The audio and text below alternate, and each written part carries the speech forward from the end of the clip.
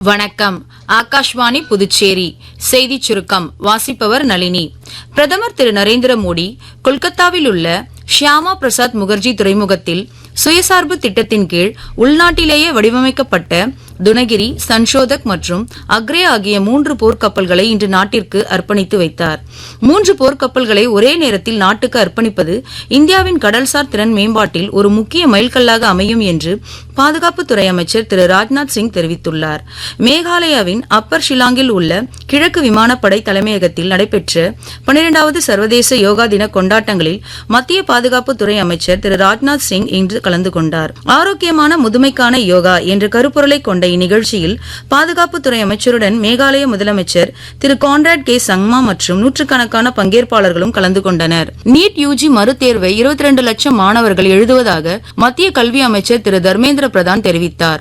இன்று புதுடெல்லியில் செய்தியாளர்களிடம் பேசிய அவர், மாணவர்கள் அச்சமின்றி தேர்வை எதிர்கொள்ளுமாறு கேட்டுக்கொண்டதோடு அவர்களுக்கு வாழ்த்துக்களையும் தெரிவித்தார். தேர்வு சுமூகமாக நடைபெறுவதற்கு தேவையான அனைத்து ஏற்பாடுகளும் செய்யப்பட்டுள்ளதாகவும் அமைச்சர் உறுதியளித்தார்.